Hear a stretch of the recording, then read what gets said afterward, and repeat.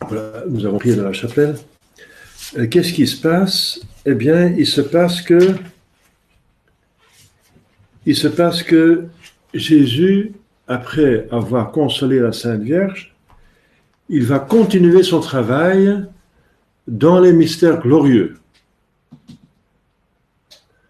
Ça veut dire, il va parfaire, il va encore faire des œuvres, il va encore terminer son travail, sa mission.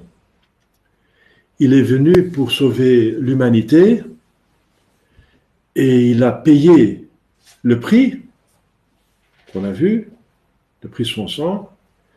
Mais maintenant, après avoir payé le prix, il va organiser le nouvel ordre, mais alors de Dieu, le Nouveau Testament.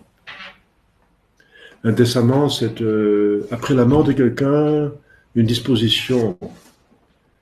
Eh bien, après la mort de Jésus, une nouvelle disposition.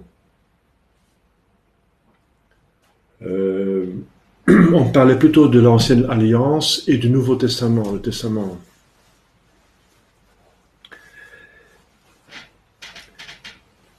Alors, la Sainte Vierge est le personnage le plus important, bien sûr, parce que toutes les grâces sont passées par elle. Elle a un office très important. Elle va rester, comme toujours, dans une humilité incroyable, dans l'arrière-plan, comme dans les évangiles, mais avec un rôle prépondérant. Alors, mais Jésus va continuer quand même d'abord, la première chose qu'il va faire, la première chose, parce que c'est quand même, notre religion, c'est une relation. C'est pas seulement une doctrine, c'est surtout une relation. Une relation d'amitié entre nous et Dieu, et particulièrement entre nous et Jésus-Christ. C'est fondamentalement une relation d'amitié avant autre chose. Et Jésus le montre. La première chose qu'il va faire dans les mystères finalement les plus importants, parce que c'est le but de tout, la gloire. C'est le but, et ça montre la bonté de Dieu. C'est pas la souffrance le but de Jésus-Christ, c'est pas la croix le but. C'est un moyen indispensable, incontournable. Sans la croix, il n'y a rien. Mais pour obtenir le but, et c'est le but qui compte, c'est le bonheur de l'homme. Parce que la gloire de Dieu, bien sûr aussi, et en premier lieu, mais la gloire de Dieu, c'est encore pour l'homme, parce que ça ne lui apporte rien. Si ça apporterait quelque chose à Dieu, il ne serait pas Dieu. Il a tout, il est tout. Il est tout ce qu'il est et tout ce qu'il a. Il a une intelligence, il a intelligence. Il a le bonheur, il est bonheur. On ne peut pas ajouter que Dieu est Dieu. Mais c'est par bonté encore, une fois, je ne sais pas très bien comprendre ça. Si vous avez compris ça, vous avez compris la chose la plus importante de toutes. C'est que toutes les relations de Dieu en dehors de lui, c'est fait par bonté. Alors, ça ce serait la contemplation qu'on aura dans l'éternité. Alors, c'est notre bonheur qu'il organise. Notre bonheur. Mais bien sûr, notre bonheur passe par la croix. Donc, tous les bonheurs qu'il va donner, c'est encore en vue de bien supporter et porter la croix. Les consolations qu'il donne, c'est pour bien porter la croix. Les tabords qu'il nous donne, c'est pour bien passer le vendredi saint. Mais après, c'est la gloire. C'est la bonté, c'est la jouissance, c'est le bonheur. Et c'est le but premier et dernier de Dieu. On a vu, la première action de Dieu, c'était le paradis terrestre, un bien-être naturel incroyable, qu'on ne peut pas plus trouver ici, et un bonheur surnaturel encore plus incompréhensible, puisque c'est une participation à Dieu. C'est ça, Dieu. Il est comme ça. Donc les souffrances, c'est pas son truc.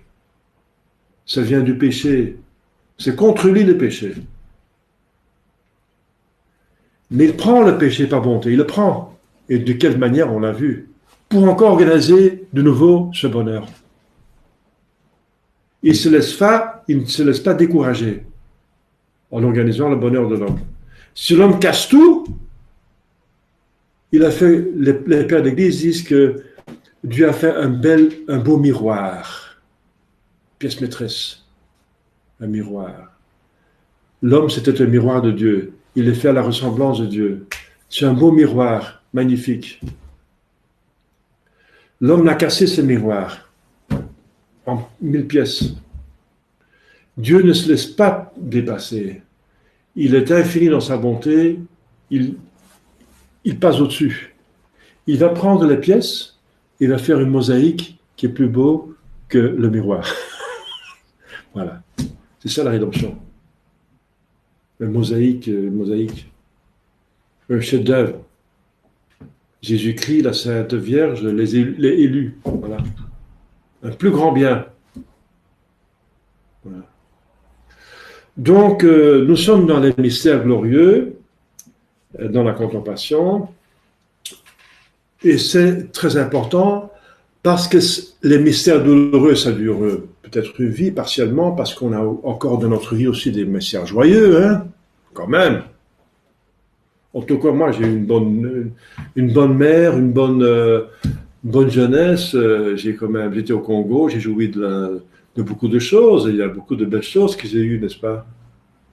Et j'espère vous encore plus que moi. J'espère que tout le monde a eu quand même un bonheur.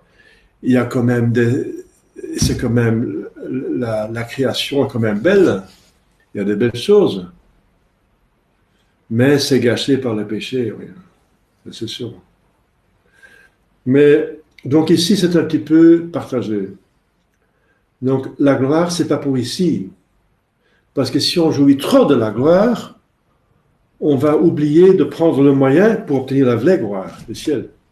On va trop jouir et puis on va oublier de mériter le ciel, la croix. Donc le bon Dieu proportionne.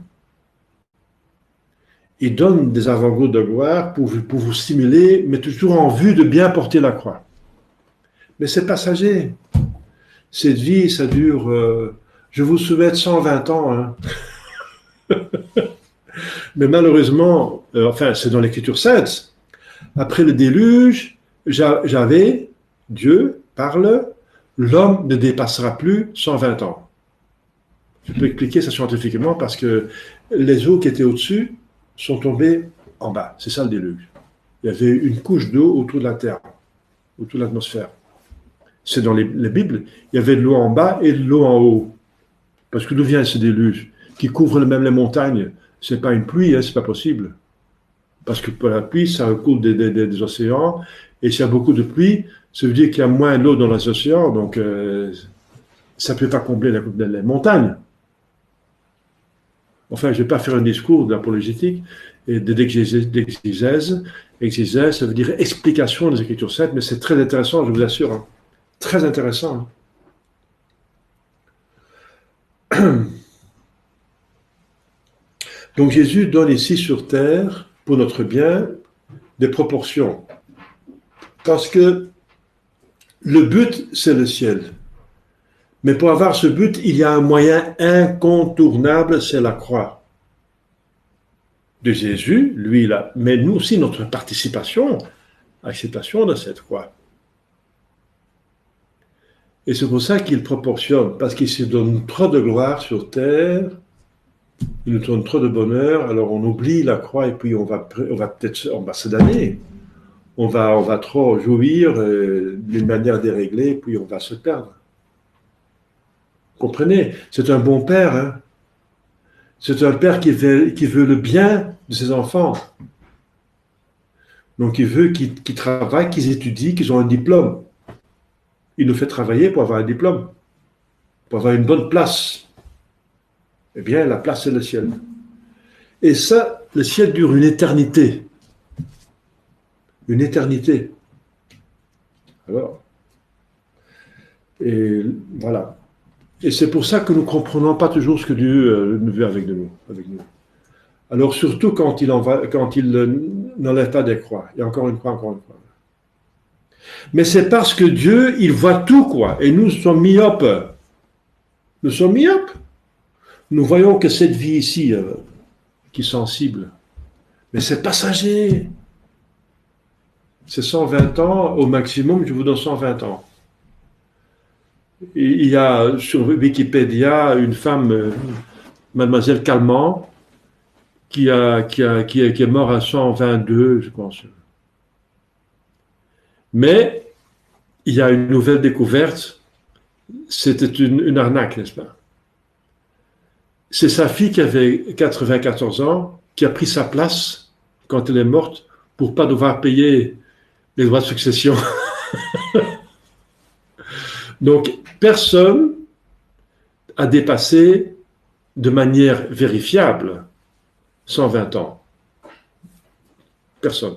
Sauf Mademoiselle Calment, mais c'est encore c'est une tromperie. Bon. Alors, il y en a qui disent qu'ils ont 140 ans. Il y en a un qui a dit qu'il y a 240, un Chinois quelque part, qui a des 200 petits-enfants, qui a marié une vingtaine de femmes, etc. Donc, mais j'ai un contact avec des Chinois. Ils ont dit c'est n'importe quoi, hein, c'est pas vrai. C'est encore un hoax, comme on dit en anglais. Hoax, une arnaque. Une fraude. Un fraude. C'est pas vrai. Donc on dépasse la papate. Donc je vous donne 120 ans, mais alors c'est fini. Alors qu'est-ce que c'est 120 ans? Et on n'aura probablement pas toutes les personnes qui sont ici 120 ans. Ouais, ce serait quand même extraordinaire. Mais je vous souhaite tous 100 ans, hein, 120 ans. Hein. Sauf quand même, après 70 ans, dit l'Écriture sainte, on commence à sentir quand même des problèmes de santé. Alors, encore supporter 50 ans des problèmes de santé, c'est pas commode non plus. Après 70 ans, on commence à sentir qu'on n'a plus 20 ans, quoi. Façon de parler. Voilà. Donc, voilà, enfin, passons. En tout cas, même 120 ans, c'est comme rien par rapport à l'éternité. Vous comprenez? Et Dieu, il voit très clairement ça. Et nous sommes myopes. Hein? Nous sommes myopes. Et c'est ça la différence entre nous et le bon Dieu. Alors, pourquoi encore cette croix? Encore cette croix? Mais parce que vous n'avez pas compris. Vous ne voyez pas. Vous ne voyez pas qu'une croix passagère cause acceptée et portée avec Jésus-Christ cause un bonheur incroyable, indicible, divin, pour toujours. On n'a pas compris. Voilà. Donc Jésus, il nous donne des proportions de gloire pour nous donner une potion pour bien continuer notre itinéraire sur terre, pour bien mériter le diplôme, pour avoir une bonne place pour l'éternité. Ça, c'est les parents qui font ça. Un bon parent fait ça. Il donne une bonne éducation pour que l'enfant puisse réussir dans la vie naturelle et surnaturelle. C'est ça la bonne éducation. Corps et âme. De toute façon. Les parents organisent le bien-être de l'enfant. C'est ça l'amour. L'amour d'une mère envers un enfant, d'un père, c'est faire le bien de l'autre. Et le bien de l'autre, c'est qu'il réussisse, qu'il atteigne son bonheur. Voilà. Sur terre et dans le ciel. Sur terre, c'est le diplôme, une bonne santé, etc., etc., etc. Mais surtout, le ciel, c'est une bonne éducation catholique, une bonne instruction, etc. Un bon exemple. La meilleure chose pour bien éduquer les enfants, c'est l'exemple de sainteté. Hein? Les paroles, c'est facile, mais ce sont les actions qui comptent. Hein? Vous connaissez ces chansons, paroles. Hein? Eh bien, c'est applicable. Les paroles sont nécessaires, mais c'est l'action qui sont la finition et le plus important. C'est le fruit final. Parce que le diable, il parle aussi, mais il n'est pas capable de faire donner de bons fruits, mais il parle. Bon. Voilà, donc on va voir cette... donc, si le bon Dieu veut nous donner les avant-goûts du ciel. Mais c'est toujours en vue de mieux porter la croix et d'encore plus mériter le ciel éternel. Voilà. Et si on voit ça comme ça, le bon Dieu veut bien nous donner des consolations. Hein, et beaucoup de consolations. Beaucoup, beaucoup, beaucoup. Parce que les saints ont eu tellement de consolations, comme Saint Jean de la Croix, qui écrit dans son goulag, dans son façon de parler, dans sa prison, il écrit la vive flamme de l'amour, le cantique des cantiques. Ça veut dire que de plus qu'il est meurtri dans son corps, de plus qu'il jouit dans son âme. Parce qu'il accepte la croix. Saint Jean de la Croix, il a mérité son nom. Hein. De façon à ce que Jésus lui demande, qu'est-ce que tu veux pour tes œuvres? Tu as bien mérité. Et Saint Jean demande encore plus de persécution, de appauvrissement, de mépris, pour encore plus de croix. Jésus demande la même chose à Saint Thomas. Il dit à Saint Thomas, qu'est-ce que tu veux pour tes œuvres? Parce que tu as bien mérité. Et Saint Thomas dit, vous. Mais ça revient au même. Le théologien demande le but, et le mystique demande le moyen le plus sûr pour obtenir ce but. Encore mieux. Mais c'est toujours le but. Mais le mystique est le plus pratique. Il dit vous, mais en pratique, ça veut dire mériter le plus possible sur terre. Alors j'ai plus de vous. Ça revient même, vous voyez la manière de s'exprimer. Voilà. Alors Jésus va donc dans donc on a vu la résurrection et dans la tradition, c'est pas dans l'Écriture sainte. Mais maintenant, l'apparition à Marie, c'est dans la tradition. Parce que Marie, par humilité, a demandé, insisté auprès des évangélistes, enlevez tout ce qui est en mon honneur. Je ne veux pas savoir. Pour mettre en devant Jésus-Christ, Jésus-Christ, Jésus-Christ, Jésus-Christ, Jésus-Christ. Voilà. Mais là, une fois qu'elle est morte, ça ne peut mal. Dans le ciel, c'est elle qui est intermédiaire entre nous et Jésus-Christ. Voilà. Alors, qu'est-ce qu'il dit l'Écriture sainte? Eh bien, Saint Matthieu commence. Voici au matin du 3e jour, il y eut encore un violent tremblement de terre. Un ange du Seigneur descendit du ciel, s'approchant de la pierre qui cachait le tombeau énorme. C'est une pierre qu'il fallait déplacer avec plusieurs hommes pour empêcher qu'on ouvre le tombeau trop facilement, quoi. Il la renversa. Un ange peut déplacer les planètes, donc pour lui c'est rien, avec une puissance angélique. Et il s'assit dessus. Ça veut dire son apparition. Un ange, c'est un esprit, mais il apparaît en tant comme un homme très beau. Son visage brillait comme l'éclair, son vêtement resplendissait comme la neige. Donc une lumière surnaturelle, pour montrer qu'il est ange. Frappés de terreur et d'épouvante, les gardes étaient comme morts.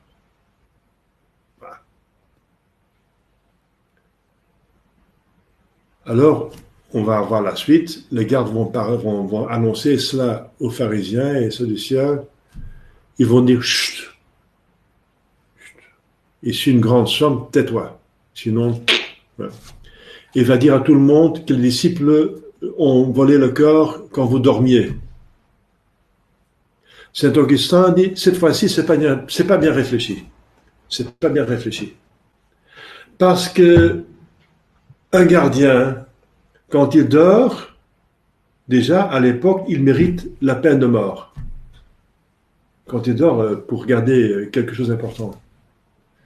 Deuxièmement, quand vous dormiez, comment vous savez que ce sont les disciples qui ont volé le corps? Ou bien vous n'étiez pas endormi et vous pouvez les arrêter. Donc de toute façon, ça ne marche pas votre truc. C'est trop évident que c'est n'importe quoi. Le grand Saint Augustin. Or, la suite, le soir du sabbat,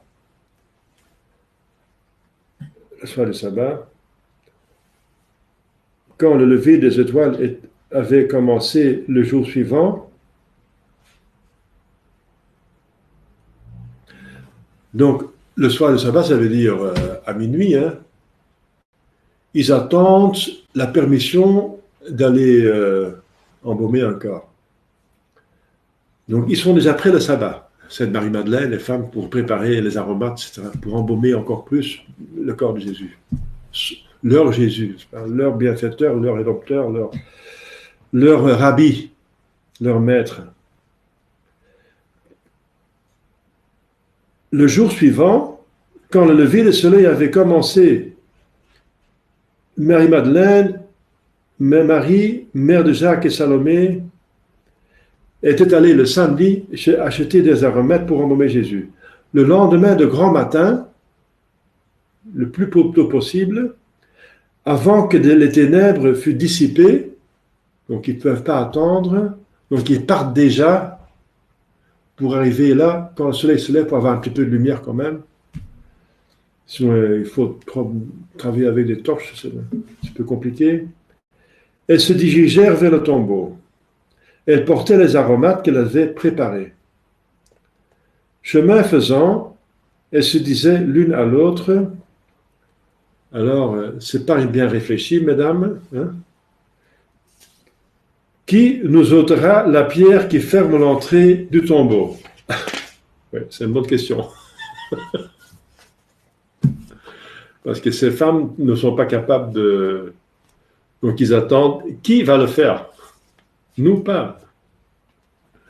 Marie-Madeleine arrive à la première. Elle court plus vite que les autres. Elle aime plus que les autres. Et vit que la pierre était renversée. Ouf, c'est quand même bien. Ça, c'est merci, grâce à Dieu, de la providence. Aussitôt, elle courut vers Simon-Pierre et vers cet autre disciple que Jésus aimait. Donc, elle retourne. Elle dit, le tombeau, on a touché au tombeau. Donc, d'un côté, elle est contente que l'on peut entrer, mais de l'autre côté, elle dit, mais qu'est-ce qui a touché au tombeau alors? Donc, elle sent que le pape doit s'en occuper. C'est trop important. Simon-Pierre. Et de plus que le texte montre qu'elle a regardé dedans et qu'elle a vu que le sépulcre était vide. Alors elle court à Simon-Pierre. Ils ont enlevé le Seigneur du sépulcre, s'écria-t-elle. Et nous ne savons où ils l'ont mis. Donc il y a un va-et-vient au tombeau le samedi matin, incroyable. Hein? Donc cette Marie-Madeleine court, elle est déjà de retour, et les autres femmes arrivent entre-temps. Cependant, les autres femmes arrivèrent à leur tour, lorsque le soleil se levait. Elles regardèrent et virent également que le bloc du rocher, qui était énorme, avait été roulé en arrière. Étant entrées dans le sépulcre, comme Marie-Madeleine, elles n'y trouvèrent point le corps du Seigneur Jésus. Elles en furent consternées. Mais voilà que, debout à côté d'elles, apparurent deux hommes vêtus de robes resplendissantes. Donc c'est deux anges. Il y a un ange qui enlève la pierre, il y a deux anges qui apparaissent. Tout effrayées, elles courbaient leur front vers la terre. Pour vous, leur dit l'ange, qui est assis à la droite de la pierre, là, ne craignez point. Je sais que vous cherchez Jésus de Nazareth qui a été crucifié. Pourquoi voulez-vous trouver celui qui est vivant au milieu des morts? Vivant au milieu des morts. C'est le premier qui est ressuscité des morts. Il n'est plus ici. Il est ressuscité comme il a dit. Venez et regardez l'endroit où le Seigneur était déposé. Il est vide. Rappelez-vous ce qu'il vous disait lorsqu'il était encore en Galilée. Il faut que le Fils de l'homme soit livré entre les mains des pécheurs, qu'il soit crucifié et qu'il ressuscite le troisième jour. Et maintenant, allez, sans retard, apprendre à ses disciples et à Pierre, le pape, qu'il est ressuscité. Il sera avant vous en Galilée. Là, vous le verrez, comme lui-même vous l'a dit. Voilà le message que j'avais à remplir auprès de vous. Donc, les anges daignent apparaître d'abord aux femmes, avant d'apparaître au pape, et aux apôtres, ses élus, ceux qu'il a préférés aux autres, qu'il a élus, qu'il a choisis, qu'il a formés pendant 3 ans. Il apparaît d'abord aux femmes. Pourquoi? Parce que dans la gloire, il y a une autre hiérarchie qui compte. Sur terre, c'est l'hiérarchie de l'autorité, et c'est Saint-Pierre Pierre qui est au-dessus, mais dans la gloire, c'est l'hiérarchie de l'amour qui compte. Et ce sera définitif. Définitif. Celui qui a aimé plus le bon Dieu sera plus près de lui. Toujours. C'est certainement la Sainte Vierge, Saint Joseph, et pour le reste, on ne sait pas. Ça dépend de l'amour qu'ils ont eu pour Jésus au moment de leur mort. Ça va décider de leur place. Et on voit déjà ici, on est dans des mystères de gloire, et Jésus, strictement, il suit l'hiérarchie de l'amour de Dieu. Les femmes ont plus d'amour de Dieu, donc il apparaît aux femmes. La Sainte Vierge et les femmes. C'était les femmes qui étaient en dessous de la croix. Hein. Les disciples étaient, je ne sais pas où, hein, dans le café pour boire leur mille. On va boire pour oublier sa misère, mais le malheur, c'est qu'on n'oublie pas de boire. On bat pour oublier, mais on n'oublie pas de boire. Enfin, façon de parler. Hein. Ils n'étaient pas là, quoi. Ils n'étaient pas sous la croix, en tout cas. Ils n'étaient pas sous la croix, je ne sais pas où ils étaient, mais ils n'étaient pas sous la croix. Les femmes étaient sous la croix. Et un disciple seulement, Saint Jean, parce qu'il était amené par la Sainte Vierge. Parce que, voilà, la Sainte Vierge a pris soin d'un disciple. Et providence, parce que Jésus devait dire aux disciples, voici ta mère. Il devait être là, Saint Jean, mais les autres. C'est très important de comprendre ça. Hein. Et c'est le coup d'épée mortel à tout mouvement d'émancipation féminine mal compris. Mal compris. Ce que ces femmes n'ont pas compris, c'est qu'il y a une vie surnaturelle et que par les humiliations, on acquiert l'humilité, que l'humilité est le fondement du bâtiment et que c'est la sœur de l'amour de Dieu et que c'est l'amour de Dieu qui vous donne la place définitive. Voilà. Donc on risque, nous les hommes, de se faire dépasser par beaucoup de femmes hein, dans l'éternité. Donc ne vous plaignez surtout pas. Hein. Méritez pour l'éternité, c'est ça qui compte. Elles se ressouvinrent alors des paroles de Jésus. Ah oui, il a dit ça, c'est vrai. Mais enfin, il est Dieu, il a prouvé d'être Dieu avec ses miracles, donc c'est quand même, ils ont quand même péché. Hein. Mais les femmes, malgré leur manque d'intelligence, de foi, ils ont aimé. C'est ça qui est curieux. Le cœur a des raisons que la raison n'a pas. Les hommes l'ont dit, bon, il est vaincu, il est massacré, il est foutu, n'est-ce pas, il est ruiné, il est ouais, c'est fini, quoi. C'est une épave. Il est dans le tombeau, oui, voilà. C'est Joseph qui s'en est occupé, Joseph d'Arimathée. Bon, il est là. Quoi. Maintenant, comment on va faire, nous? Comment notre vie va continuer? Tu es en train d'essayer de digérer leur traumatisation. Ils étaient aussi traumatisés par l'affaire. Ils crurent devenir ministre de l'Intérieur, ministre des Affaires étrangères, premier ministre. Hein? Et du coup, il n'y a plus rien, quoi. C'est foutu. D'une manière incroyable. Il est mort comme un pire qu'un esclave, criminel. Mais les femmes suivent leur cœur. Et le cœur a des raisons que la raison n'a pas. Et cette fois-ci, ils ont beaucoup raison. Hein. Ils ont eu raison. Donc, elles ne croient pas à la résurrection, mais leur amour est plus fort que leur traumatisme. Et ils vont soigner le corps de Jésus. Et c'est une œuvre c'est une bonne œuvre d'ensevelir les morts. C'est une bonne œuvre. Ils vont faire une bonne œuvre à Jésus. Et les apôtres ne pensent qu'à eux-mêmes, qu'à digérer leur traumatisme, quoi.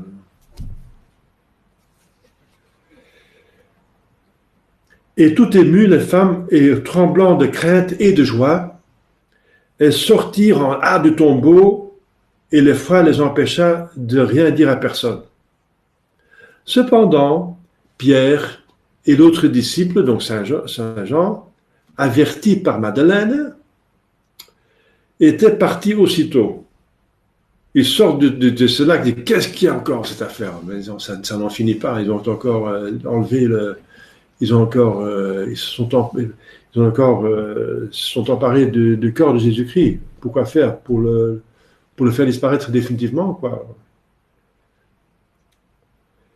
Et tous deux s'étaient mis à courir pour aller au sépulcre. Mais le plus jeune court plus vite, hein, Saint Jean. L'autre disciple courait plus vite que Pierre et arriva le premier au monument. Mais il n'ose pas entrer parce qu'il a respect de l'autorité. Il convient à l'ancien, au pape, d'entrer le premier. Donc, mais regarde à l'intérieur, il est curieux quand même. S'étant penché, il vit le linge posé à terre, mais il n'entra pas. Pierre, qui le suivait, arrivait bientôt et pénétra dans le sépulcre. Il entre directement là. L'impétueux Pierre. Il est comme ça. Hein.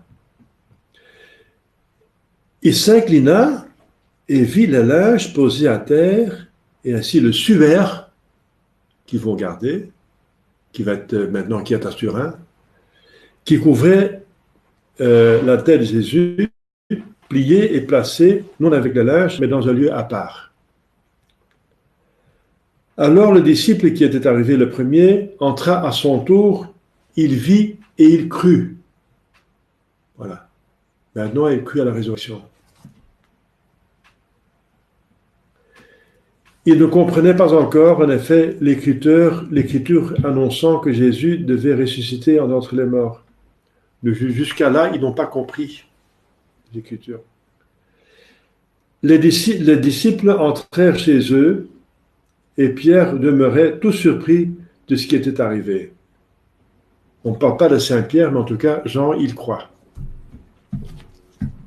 C'est le premier qui sort de l'hérésie. Or, Marie-Madeleine, donc vous voyez, se rendait, donc elle est retournée au sépulcre. Elle est active, elle fait du sport, hein, elle court. Elle se tenait près de l'entrée du sépulcre. Donc elle est retournée pour faire son travail, enfin non, pour pas faire son travail, mais pour chercher le corps de Jésus, pour l'embaumer. Elle a laissé ses aromates là. Elle est toute seule parce que tous les autres sont partis, même les autres femmes. Et elle pleurait. Alors, ça ne suffit pas qu'ils l'ont encore massacré totalement, mais maintenant, ils ont même pris son corps. Où est mon Seigneur? Où est-ce qu'ils ont posé Jésus? Eh bien, c'est ce que nous pouvons poser cette question. Après Vatican II, les messes invalides, les messes n'importe quoi, où est-ce qu'ils ont mis notre Seigneur? D'abord, ils ont tourné le dos au tabernacle, ils ont mis le tabernacle à côté, parfois dans les sacristies, et puis il y avait des messes invalides. Où est notre Seigneur? On comprend ce que Marie-Madeleine a. Où est notre Seigneur? C'est comme ce couvent de femmes pendant la guerre, les prêtres sont persécutés, ils n'ont plus de présence réelle. Où est notre Seigneur? J'avais l'habitude qu'il était là, quoi. Dans le tabernacle, où est-ce qu'il est maintenant? Un vide incroyable, indicible, c'est affreux. Hein? Si on a la présence de Dieu et on doit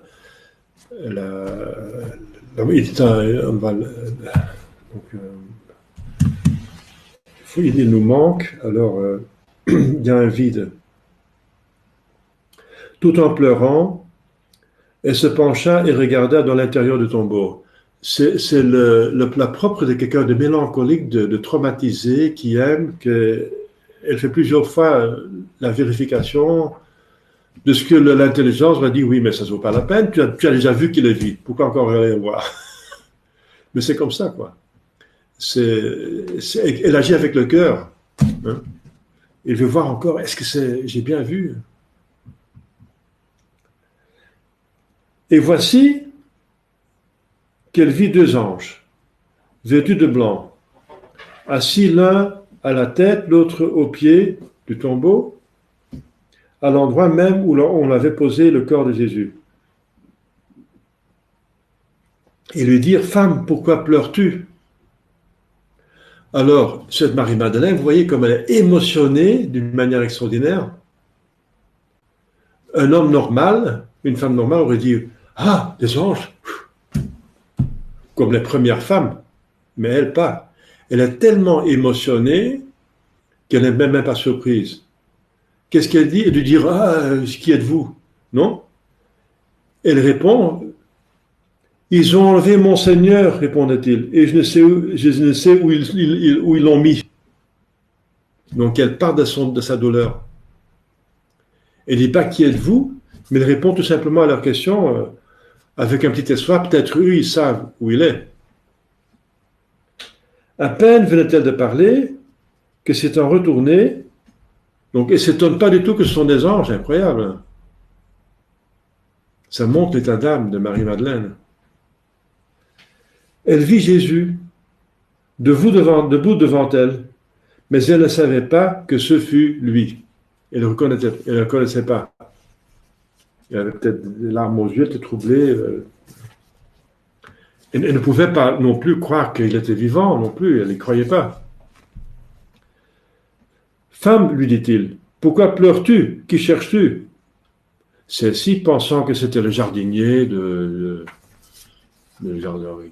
quelqu'un qui entretenait le lieu, là, un ouvrier quelconque, et dit, Monsieur, Seigneur, si c'est vous qui l'avez enlevé, dites-moi où vous l'avez mis et j'irai le prendre. Ça, c'est encore un langage de cœur, mais pas de cerveau. Hein. Pas Parce que si il avait enlevé le corps, c'est pas pour le donner à la première femme, la première venue. Si on enlève quelque chose, c'est pour garder, c'est pour un but. Donc c'est une question assez stupide. Mais ça part directement du cœur. Si vous savez où il est, montrez-moi où il est. Donc c'est une âme merveilleuse, hein,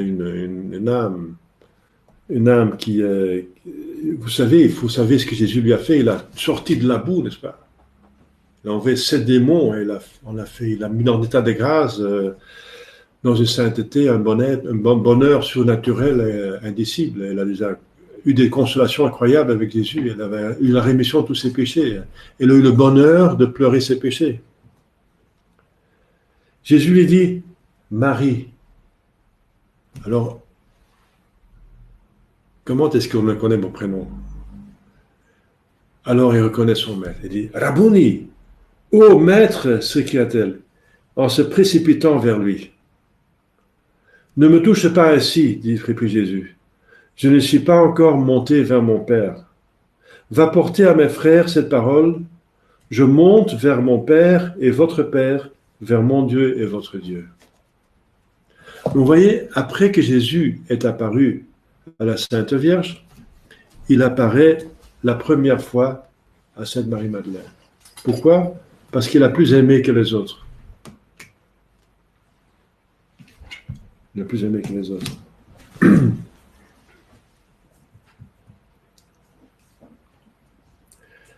Alors, Jésus continue à apparaître pour prouver sa résurrection, pour consoler, pour prouver sa résurrection, et pour organiser son Église.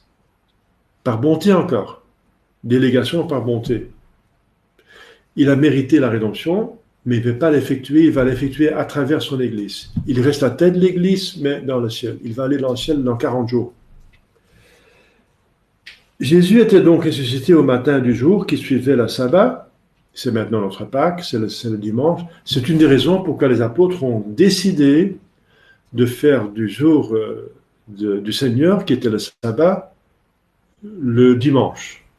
Parce que dimanche, il est ressuscité, et dimanche, l'Esprit Saint va descendre sur terre. Et c'est pour bien marquer qu'il y a un nouveau testament, quelque chose de nouveau qui arrive. Donc on change le jour du Seigneur pour marquer la différence avec l'Ancien Testament. Or, pendant que la sainte femme retournait à Jérusalem pour dire aux disciples ce qu'elle avait vu, voilà que soudain Jésus se représenta devant elle. Donc, troisième apparition, Jésus, toujours pas pour Pierre, toujours pas pour les disciples, mais pour la sainte femme, qui sont venus le matin pour embaumer son corps, qui ont pensé à lui. Donc, vous voyez, la priorité de ceux qui aiment. Je vous salue, lui dit-il. Aussitôt, elle tombe à ses pieds, on l'embrasse et l'adore. Ne craignez pas, ajoutait Jésus, mais allez dire à mes frères qui se rendent en Galilée. Là, ils me verront. Donc Jésus va, en même temps, il s'occupe de ses disciples, mais ils sont un petit peu humiliés parce que l'annonce se fait par des tiers. Il ne va pas se montrer lui-même.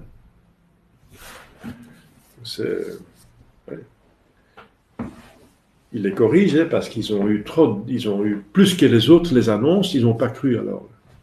Il n'est pas content, ses disciples.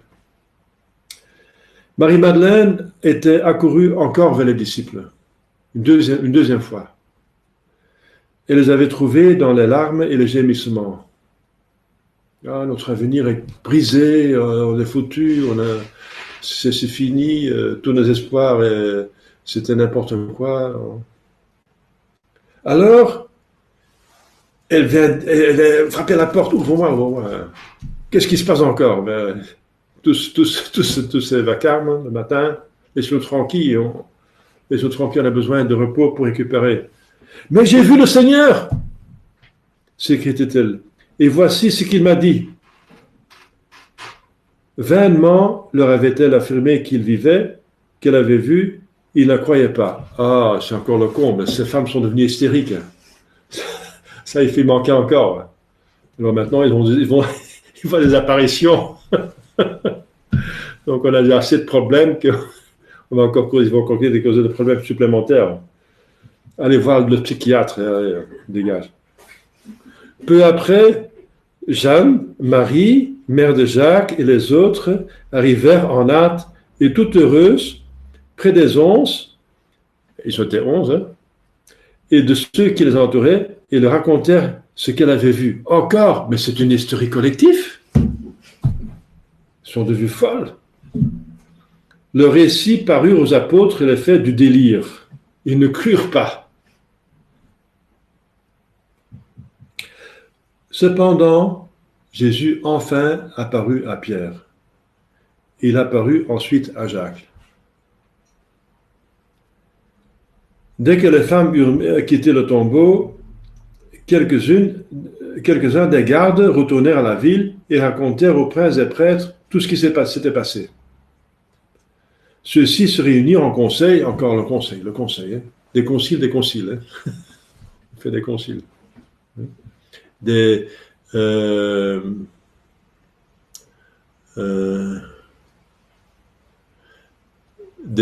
conseils en russe, vous connaissez le nom de conseil, de concile en russe.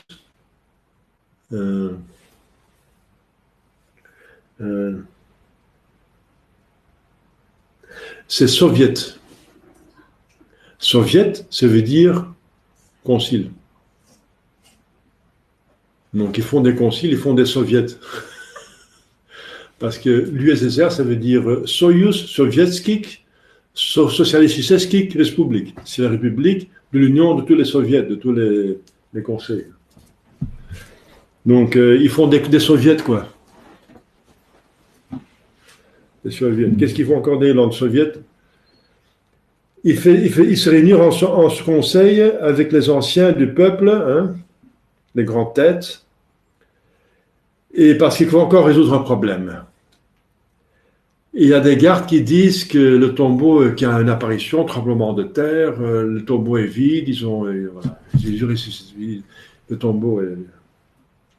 Enfin, ils n'ont pas vu Jésus, hein, parce que Jésus est sorti du tombeau à travers la pierre. C'est pas Jésus qui a enlevé la pierre. Mais c'est après que les anges ont ouvert la pierre pour montrer que le tombeau est vide. Donc c'est mal représenté par certains artistes qui voient que la pierre est enlevée et que Jésus sort. C'est pas comme ça. Donc il traverse le mur comme le Cénacle, comme il a mené la Sainte Vierge en traversant son corps, son sein. Il traverse le tombeau, il traverse le Cénacle pour apparaître aux apôtres. Il a un corps glorieux. Donc c'est matière, mais une matière d'une autre espèce, qui peut traverser la matière que nous connaissons. Ils remirent aux soldats une forte somme d'argent et leur imposant cette consigne. Dites que ces disciples sont venus durant la nuit et l'ont enlevé tandis que vous dormiez. Et si le gouverneur vient à savoir quelque chose, nous le gagnerons et nous vous mettrons à l'abri de toute peine. Oui, parce qu'un soldat qui s'endort pendant la... Les soldats prirent l'argent et firent ce que l'on leur avait dit. Mais l'histoire raconte qu'un soldat quand même s'est converti. Il était trop frappé, il était trop honnête, quoi. Il a vu un miracle, alors. Et cette fable se répandit parmi les Juifs et se répète encore aujourd'hui. Le même jour, 2 d'entre eux, les disciples, allaient à une bourgade, donc Jésus va multiplier ses apparitions. Il y a 2 des disciples qui vont à Emmaüs, situé à environ 60 stades de Jérusalem. Chemin faisant, ils s'entretenaient de tout ce qui venait de se passer. La crucifixion de Jésus-Christ, de leur merci, de leur maître. Tandis qu'ils discouraient et se communiquaient mutuellement leurs pensées, Jésus lui-même les rejoignit et se mit à marcher avec eux. Il ne se montra pas sous sa forme ordinaire. Ils avaient comme un voile devant les yeux qui les empêchait de le reconnaître. Jésus les traite comme eux, ils le traitent. Ils ne croient pas en lui, donc ils ne voient pas, ils ne le voient pas. Donc il change peut-être son aspect, enfin un petit peu, il change son aspect. Ils pensent que c'est quelqu'un qu'ils ne connaissent pas. Alors, de quoi vous entretenez-vous ainsi en marchant, leur demanda-t-il. Et d'où vient votre tristesse? Parce qu'ils n'ont pas le visage ils ont le visage triste. L'un d'eux, nommé Cléophas, lui répondit, êtes-vous donc tellement étranger dans Jérusalem que vous n'avez point appris ce qui s'est passé en ces derniers jours? Tout le monde le sait. Qu'est-ce donc, leur dit-il? Au sujet de Jésus de Nazareth, reprirent-ils, c'était un prophète puissant en œuvre et en parole devant Dieu et devant tout le peuple. Et toutefois, les grands prêtres et nos chefs l'ont fait condamner à mort et on l'a crucifié. Nous espérions, nous autres, que c'était lui qui serait le libérateur d'Israël, qui va nous libérer de la domination des Romains. Et voilà déjà le 3e jour que tout cela s'est passé. Il y a bien quelques femmes d'entre les nôtres qui nous ont bouleversés en nous racontant des choses étranges. Avant le jour, elles sont allées au sépulcre et n'ayant plus trouvé son corps, elles sont venues nous dire que les anges leur ont apparu et leur ont assuré que Jésus est vivant. Ouais, c'est n'importe quoi. Hein. Alors, quelques-uns des nôtres se sont rendus au tombeau. Ils ont constaté que les choses étaient bien telles que les femmes les ont racontées. Mais lui, ils ne l'ont pas trouvé. Alors Jésus leur dit, ô homme sans intelligence, leur dit Jésus, ô cœur lent à croire tout ce que les prophètes ont annoncé. Ne fallait-il pas que le Christ souffrit toutes ces choses et qu'ainsi il entra dans sa gloire? Et parcourant tous les prophètes, en commençant par Moïse, il leur expliqua tout ce que les Écritures ont raconté du Christ. Ce fut ainsi que les disciples arrivèrent à la bourgade où ils se rendaient. Jésus feignit d'aller plus loin, mais ils le repressèrent de rester avec eux. « Demeurez avec nous, dirent-ils, car il se fait tard et déjà le jour baisse. » Donc ils apprécient cet étranger qui les a consolés d'une certaine façon quand même. Et voici que pendant qu'ils étaient à table, Jésus prit le pain et le bénit, puis l'ayant rompu, il le leur présenta. C'est une façon de faire assez étrangère, particulière, la manière dont il le faisait. Et là, ils reconnurent. Alors leurs yeux s'ouvrirent, ils reconnurent. Mais il disparut à leur égard. Et ils se disaient l'un à l'autre, n'est-il pas vrai que notre cœur était tout brûlant en nous-mêmes lorsqu'il nous parlait en chemin et qu'il nous révéla le sens des Écritures? Et se levant sur l'heure même, ils retournèrent à Jérusalem pour annoncer aux apôtres qu'ils ont vu Jésus. À Jérusalem, le soir du même jour, qui était le premier de la semaine, les 11 étaient réunis en un même lieu et avec eux d'autres disciples. Les portes étaient fermées par crainte des Juifs. Les 2 disciples, arrivant d'Emmaüs, furent accueillis par cette parole. Le Seigneur est vraiment ressuscité. Il est apparu à Simon, Pierre. À leur tour, ils racontèrent ce qui leur était arrivé en route et comment ils avaient reconnu Jésus à la fraction de pain. Oui, Jésus suit strictement l'ordre hiérarchique. Il apparaît du premier disciple à Pierre, parce que quand même Pierre l'a aimé plus que les autres. Mais ensuite, Emmaüs, probablement pour la même raison. Et ensuite, maintenant, on va voir. Mais quelques-uns se refusèrent toujours à le croire. Les disciples poursuivaient leur récit lorsque Jésus parut tout d'un coup dans le cénacle où ils étaient ensemble. Il se tint au milieu d'eux et leur dit « La paix soit avec vous, c'est moi, ne craignez point. » Dans leur trouble et leur frayeur, ils croyaient voir un esprit, un fantôme. « Pourquoi ce trouble ?» reprit Jésus. « Et pourquoi de telles pensées viennent-elles dans vos cœurs? Voyez mes mains et mes pieds, c'est bien moi. Touchez et voyez, un esprit n'a ni chair ni os. Quand vous voyez que j'en ai. » Et il leur montra ses mains, son côté et ses pieds. Les disciples furent au comble la voix en revoyant leur maître. Mais comme ils ne pouvaient encore en croire leurs yeux, et que leur saisissement les mettait hors d'eux-mêmes, Jésus leur dit « Avez-vous ici quelque chose à manger ?» Ils lui présentèrent un morceau de poisson grillé et un rayon de miel. Et lorsqu'il eut mangé sous leurs yeux, prenant ce qui restait, il leur distribua. Il dit « Voilà, je mange comme un homme normal. » Puis il leur dit une seconde fois « La paix soit avec vous. Comme mon Père m'a envoyé, moi-même je vous envoie. » Ensuite il souffla sur eux, il ajouta « Recevez l'Esprit Saint. Les péchés seront remis à ceux à qui vous les remettez, ils seront retenus à ceux à qui vous les retiendrez. » Donc il donne un pouvoir divin de remettre les péchés. Donc quand il souffle, il signifie qu'il souffle le Saint-Esprit et c'est le Fils qui souffle avec le Père. Quand il dit la paix soit avec vous, c'est la paix entre eux et le Dieu. Donc il remet leurs péchés, les péchés d'hérésie. Et après, il dit ne craignez pas, c'est moi, la paix soit avec vous. Ensuite, il donne le pouvoir dont ils ont trop besoin pour fonctionner comme évêque et comme prêtre.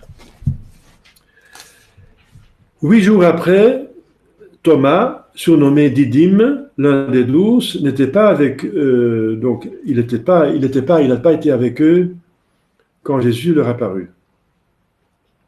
Nous avons vu le Seigneur, lui dirent les disciples. Il répondit, allez, si encore l'hystérie des femmes,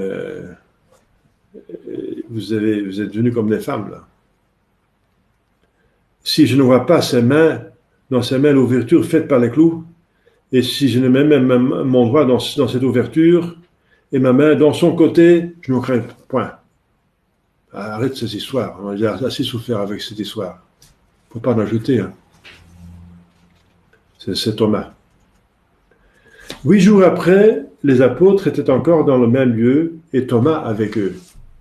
Les portes étaient fermées. De nouveau, Jésus apparut, debout au milieu d'eux. « La paix soit avec vous, dit-il. » S'adressant à Thomas, il dit, « Place ici ton doigt. Voici mes mains. Approche ta main et mets-la dans mon côté. Et ne sois plus incrédule, mais fidèle. » « Mon Seigneur et mon Dieu !» s'écria saint Thomas. « Parce que tu m'as vu, tu as cru, Thomas. Bienheureux ceux qui n'ont pas vu et qui ont cru. » Ça veut dire, une fois qu'on a la certitude qu'il est Dieu, il faut le croire. Ils ont eu la certitude qu'il était Dieu. Avec tous les miracles qu'il a fait maintenant, il fallait le croire. Il ne peut pas encore voir si c'est vrai ce qu'il dit. Simon-Pierre leur dit, « Je vais pêcher. » Ah, pardon. Les 11 étaient retournés en Galilée. Jésus leur apparut de nouveau sur les bords du lac de Tibériade, et voici en quelles circonstances. Simon-Pierre, Thomas, Nathaniel de Cana en Galilée, les 2 fils Zébédée et deux autres fils de disciples se trouvaient ensemble.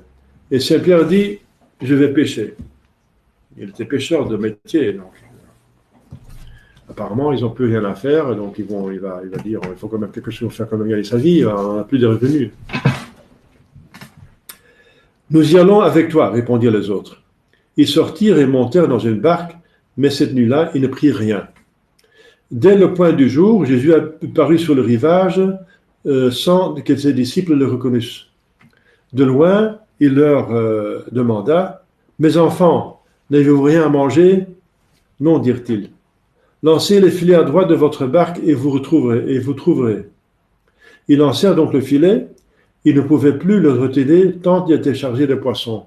C'est un acte que Jésus fait pour montrer comment ils vont, à sa parole, et agissant avec lui, attraper des âmes.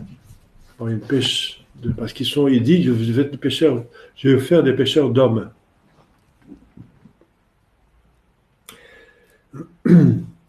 Alors le disciple que Jésus aimait dit à Pierre, « Mais c'est le Seigneur. » Simon-Pierre, apprenant que c'était le Seigneur, se couvre de sa tunique, car il s'en était dépouillé, et se jette à l'eau. Comme la barque n'était éloignée du rivage que d'environ 200 coudées, les autres disciples abordèrent à la rame, traînant après eux le filet plein de poissons. Dès qu'ils furent descendus à terre, ils virent des charbons allumés, un poisson dessus et du pain. Jésus leur dit, « Apportez de ces poissons que vous venez de prendre. » Simon-Pierre courut à la barque et tira le filet à terre. Il contenait 153 gros poissons. Et malgré ce poids énorme, il ne se rompit point. Et les pères de l'Église vont rapprocher le nombre des Ave Maria dans le rosaire. 153. 153. C'est par le chapelet qu'on obtient la conversion des pécheurs. C'est notre filet de pêche qui contient le 153 poissons, ça veut dire une pêche miraculeuse. Nous, on va faire la pêche miraculeuse avec le rosaire. C'est beau, hein? 153. Donc 3 fois 50 et les 3 du début. C'est pour ça qu'on ne peut pas changer le chapelet. Jean-Paul II, l'antipape, on a encore ajouté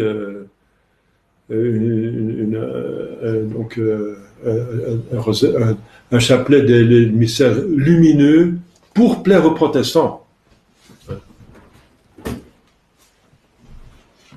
153 gros poissons. Venez et mangez, dit alors Jésus. Ils s'assirent, mais aucun d'eux n'osa lui demander « Qui êtes-vous » parce qu'ils savaient tous très bien que c'était le Seigneur. Jésus s'étant approché, prit du pain et leur donna. Il leur distribua pareillement des poissons. C'était la 3e fois que Jésus apparaissait à ses disciples réunis depuis sa résurrection d'entre les morts. Alors, lorsque le repas fut terminé, Jésus dit à Simon-Pierre, « Simon, fils de Jean, m'aimes-tu plus que ceci ?» « Oui, Seigneur, vous savez que je vous aime. » Mais paie mes agneaux, dit alors Jésus. Donc il est pasteur d'agneaux, il devient le pape, chef des évêques.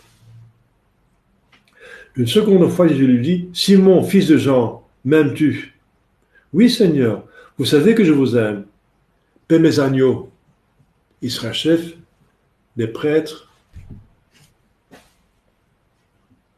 de toute l'Église. Une troisième fois, il lui posa la même question. Simon, fils de Jean, m'aimes-tu?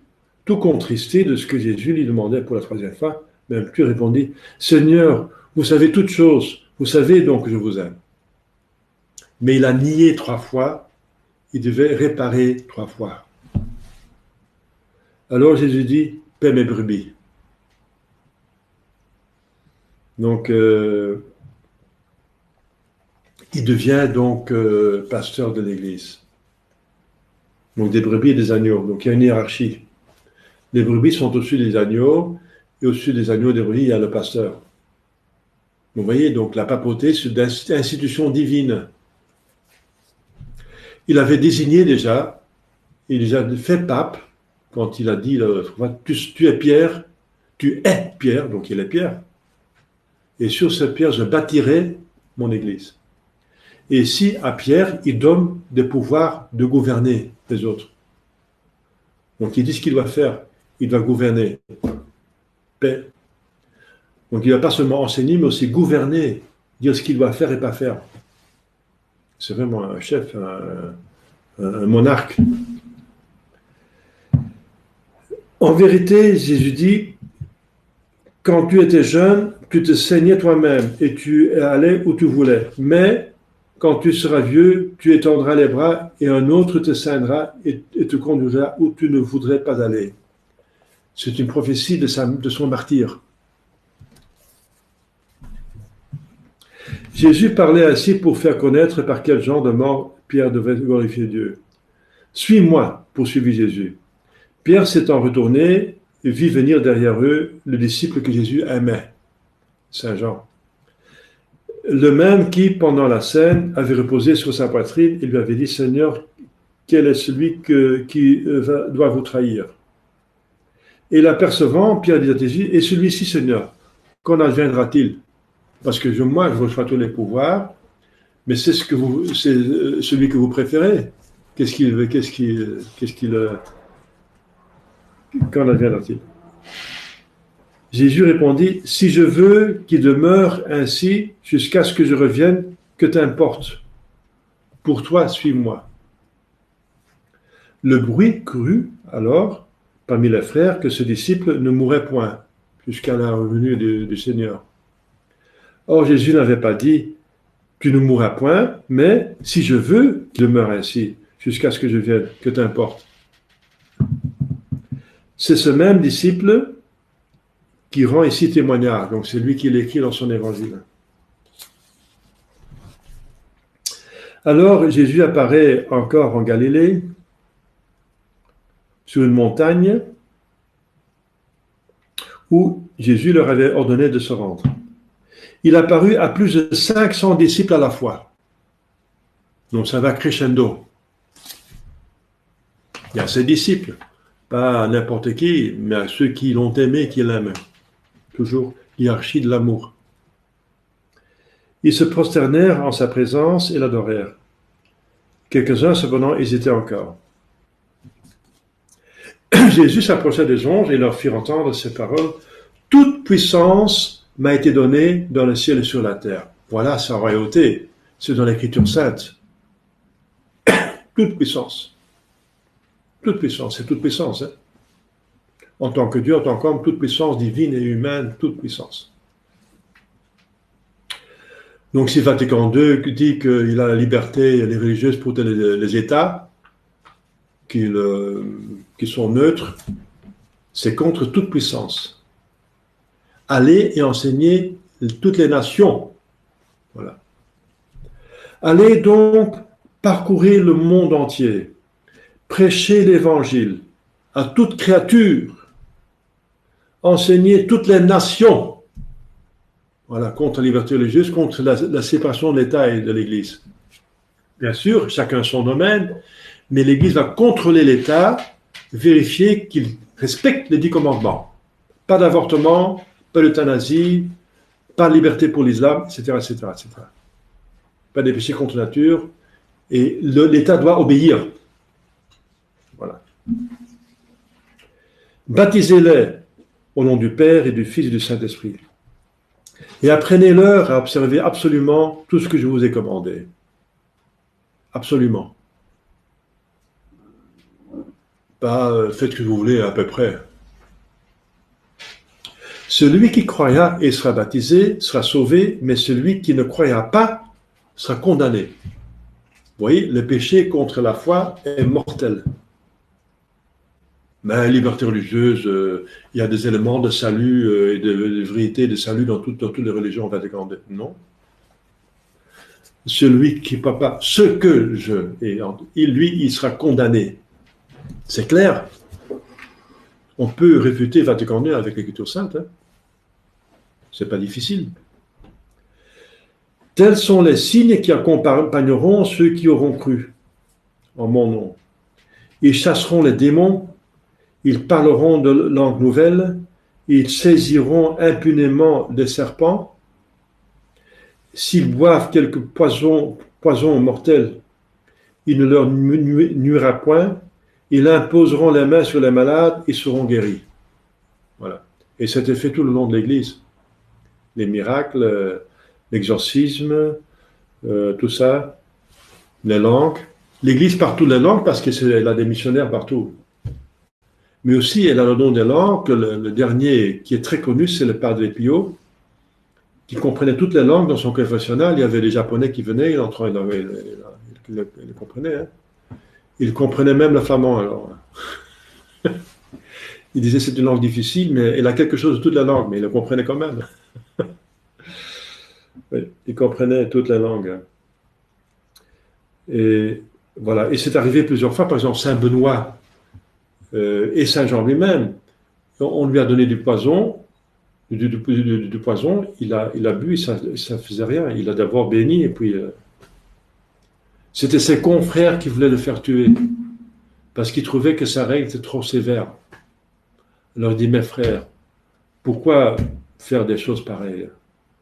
Dites simplement que pour vous c'est trop, alors je m'en vais ailleurs avec d'autres qui veulent me suivre. Saint Benoît. Donc tout ça s'est arrivé. Hein.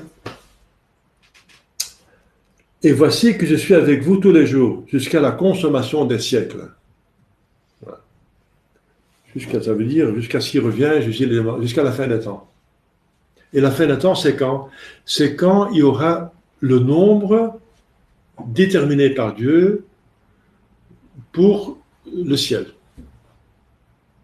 Il y a des théologiens qui disent un tiers des anges sont déchus, et il y a donc un tiers de places vides dans le ciel, et c'est les hommes qui vont remplir ces places, et une fois que toutes ces places sont occupées, on arrête cet ordre, cet temps. Si. Donc il ne faut plus procréer, il n'y a plus de mariage, plus d'enfantement, donc on arrête. Il y a le jugement général, et tout le monde a sa place. Donc, quand est-ce que le jugement va, donc, quand est-ce que Jésus va revenir? Quand le nombre des élus est atteint. Donc, ça peut assez vite. Il y a 7 milliards de personnes.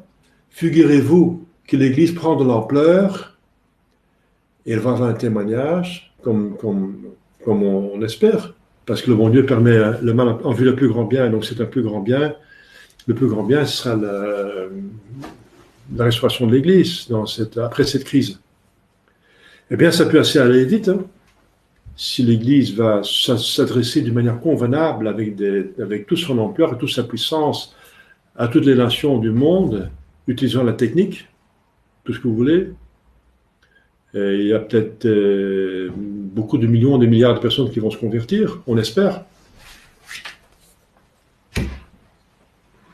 Ainsi, Jésus se montra fréquemment à ses disciples après sa mort et leur donna un grand nombre de preuves de sa résurrection. Il leur apparut durant 40 jours leur parlant du royaume de Dieu. Donc il organise son église, le royaume de Dieu.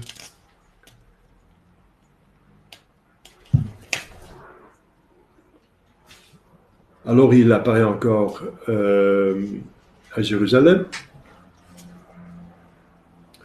en leur reprochant qu'ils n'ont pas cru directement. Et là, il fait la promesse qu'il va envoyer l'Esprit Saint. Je vous enverrai l'Esprit Saint qui surviendra en vous. Pas sur vous, mais en vous. Et vous me rendrez témoignage dans Jérusalem, dans toute la Judée, dans la Samarie et jusqu'aux extrémités de la terre. Donc quand l'Esprit Saint est dans votre cœur, vous serez témoin dans le monde entier. Il donne la force de pendre l'Église. Et ensuite, c'est l'ascension. Après ces paroles, Jésus conduit ses disciples hors de Jérusalem dans la direction de Béthanie. Arrivé sur le mont des Oliviers, il leva les mains et les bénit. Les disciples. Tandis qu'il les bénissait, il monta au ciel en leur présence. Bientôt, une nuée vint le dérober à leurs regards. Et il entra dans le ciel, où il est assis à la droite de Dieu, de son Père. Les disciples le cherchaient encore des yeux, s'élevant vers le ciel.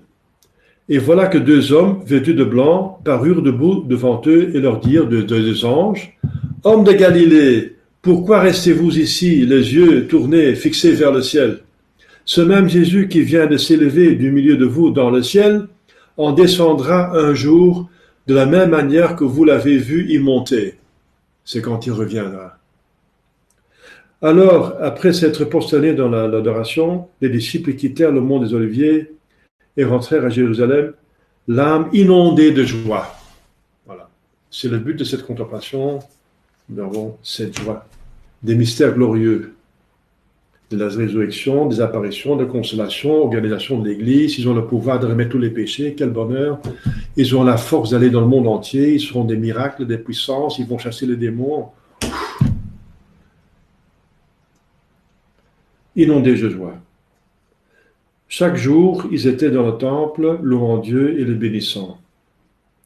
Plus tard, ils sont allés prêcher par tout l'univers et le Seigneur, travaillant avec eux, confirma leurs paroles par des miracles qui l'ont suivi. Voilà, c'est la fin des évangiles et après il y a les actes des apôtres.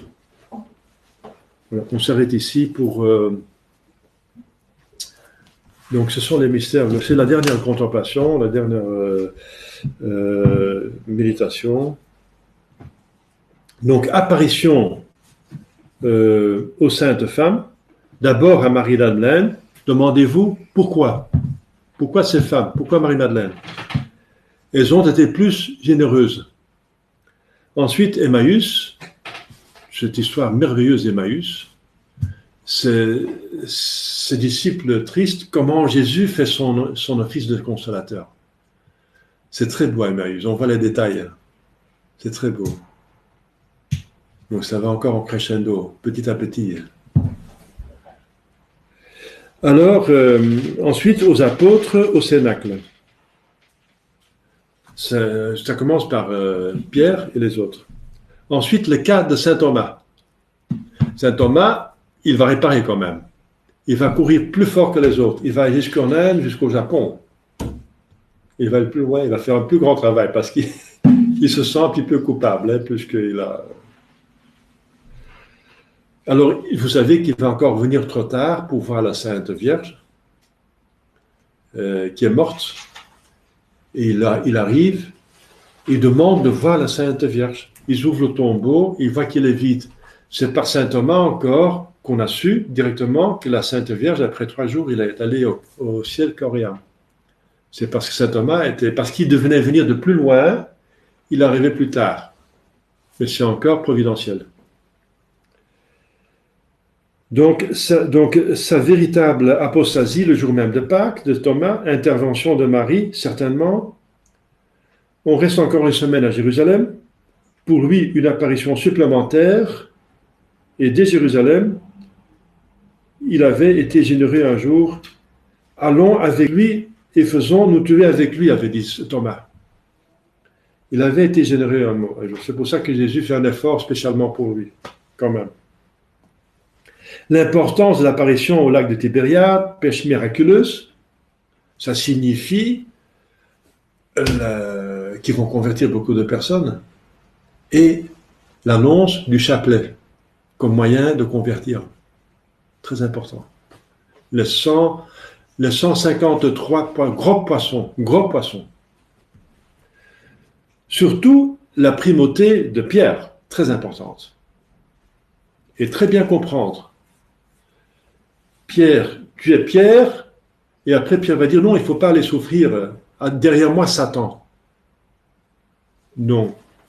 Pierre, même s'il est Pierre, peut pécher. Il a régné 3 fois. Il était déjà Pierre parce que quand Dieu dit qu'il est Pierre, qu'est-ce qu'il va dire qu'il n'est pas Pierre? Il est Pierre. Et étant Pierre, non pape, Pierre c'est pape, c'est le pape, les successeurs de Pierre c'est pape, sont les papes. Eh bien, voilà, c'est un homme comme nous, mais il a quand même des prérogatives. Il reçoit des dons, plus que les autres. Il reçoit le gouvernement et les moyens de gouverner tous les autres. Paie mes brebis, paie mes agneaux. 3 fois parce qu'il devait réparer 3 fois son reniement. Mais Pierre, voilà. Pierre est pape, mais en certaines conditions. Jésus lui dit, tu es Pierre parce que ce que tu dis vient de Dieu. Et après il dit, tu vas pas mourir, vous ne allez pas mourir. Jésus, arrière Satan, parce que tu as des idées des hommes. Donc quand Pierre, le pape, donne des choses qui viennent de Dieu, il est infaillible. Quand il donne des choses qui viennent des hommes, comme la Révolution française, liberté, égalité, fraternité, liberté religieuse, œcuménisme, collégialité, il est Satan. C'est pas moi qui le dis, c'est Jésus qui le dit. Si vous dites des paroles d'hommes contre Dieu, Vatican II sont des paroles d'hommes de la Révolution contre Dieu, contre Dieu, vous êtes Satan. Arrière moi, Satan. C'est pas moi qui le dis. Vous voyez, c'est important cette affaire. Il faut voir l'Écriture sainte, tout est là. Comment il faut considérer Pierre, Bar Jonas, le fils de Jonas, de Jean. Triple amour, triple acte d'amour et réparation du triple reniement. Les dons de Dieu sont sans repentance. Même s'il a renié, il reste Pierre, il a réparé. La grande apparition sur le Tabor, allez enseigner toutes les nations. Je suis avec vous jusqu'à la consommation des siècles. Ah. Enfin, la dernière apparition à Jérusalem, un repas. Et ensuite,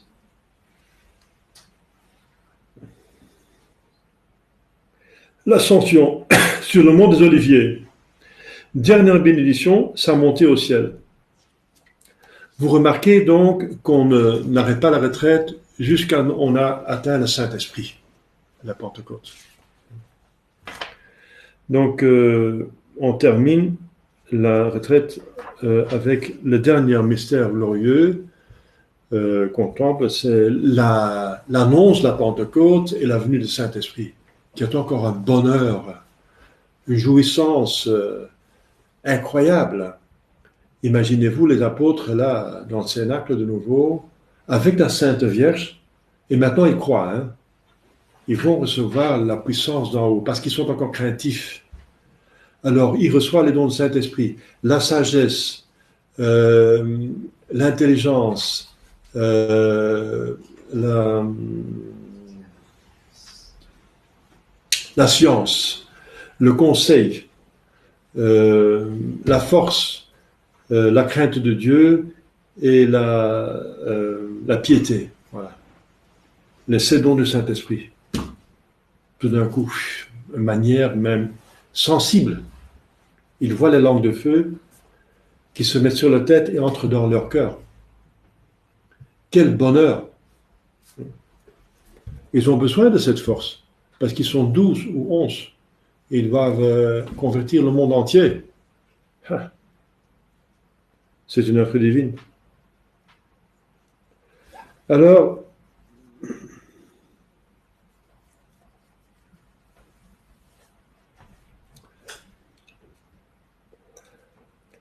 donc la contemplation de Pentecôte est comme l'aboutissement de l'action de Jésus qui dorénavant va instruire et conduire son cœur mystique par son esprit, par Marie, il délègue, par l'hiérarchie de l'Église.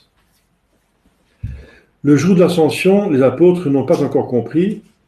Jésus leur renverra le Saint-Esprit qui leur enseigna toutes choses et leur fera comprendre tout ce qu'il leur a enseigné. Il les aidera à répondre devant les tribunaux. Je ne vous laisserai pas orphelins. Jésus ne les abandonne pas. De même, le Saint-Esprit aidera toujours les fidèles, en cas difficile. Qu'ils ne se contristent pas, Éphésiens 4, mais soient dociles à ses inspirations. C'est lui qui nous remplira d'amour et fera en nous et par nous, si nous sommes jamais généreux, des merveilles. Surtout que nous chassions pour jamais le péché mortel et conserve l'habitude d'invoquer le Saint-Esprit. Voilà. Donc, il y aura bientôt la messe. Donc, vous pouvez commencer cette méditation, cette dernière méditation.